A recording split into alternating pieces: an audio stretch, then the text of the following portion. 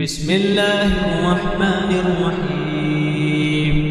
الرحمن علم القرآن خلق الإنسان علمه البيان.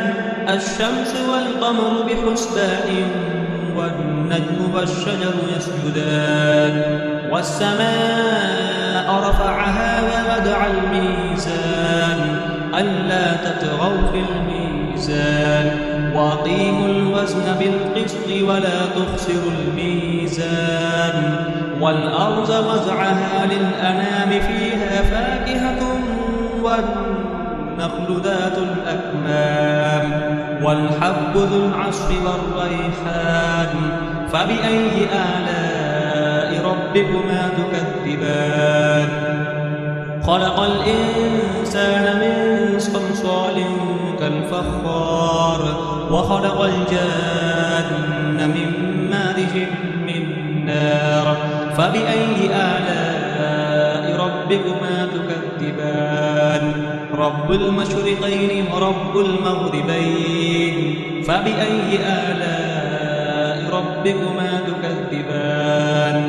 مرج البحرين يلتقيان بينهما برزخ لا يبغيان.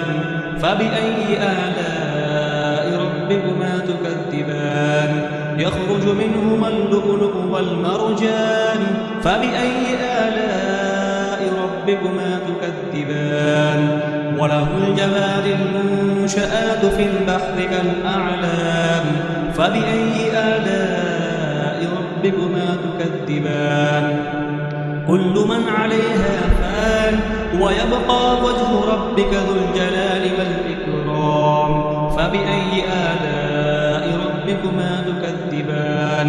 يسأله ما في السماوات والأرض كل يوم هو في شأن. فبأي آلاء ربكما تكذبان؟ سنفرغ لكم أيها الثقلان. فبأي آلاء ربكما تكذبان؟ يا معشر الجن والإنس إن استطعتم أن تنفذوا من أقطار السماوات والأرض فانفذوا لا تنفذون إلا بسلطان. فبأي آلاء ربكما تكذبان؟ يرسل عليكما شواظ من نار ونحاس فلا تنتصران. فبأي آلاء ربكما تكذبان؟ وإذا انشقت السماء فكانت وردة كالدهان. فبأي آلاء ربكما تكذبان؟ فيومئذ لا يسأل عن ذنبه إنس ولا جان. فبأي آلاء ربكما تكذبان؟ يعرف المجرمون بسيماهم فيؤخذ بالنباسي والأقدام. فبأي آلاء ربكما تكذبان؟ هذه جهنم التي يكذب بها المجرمون يطوفون بينها وبين حميم آن. فبأي آلاء ربكما تكذبان؟ ولمن خاف مقام ربه جنتان. فبأي آلاء ربكما تكذبان؟ ذواتا أفنان. فبأي آلاء ربكما تكذبان؟ فيهما عينان تجريان. فبأي آلاء ربكما تكذبان؟ فيهما من كل فاكهة زوجان. فبأي آلاء ربكما تكذبان؟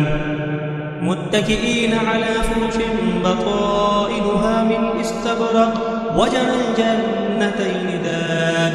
فبأي آلاء ربكما تكذبان؟ فيهن قاصرات الطرف لم يطمثهن إنس قبلهم ولا جان. فبأي آلاء ربكما تكذبان؟ كأنهن الياقوت والمرجان. فبأي آلاء ربكما تكذبان؟ هل جزاء الإحسان إلا الإحسان؟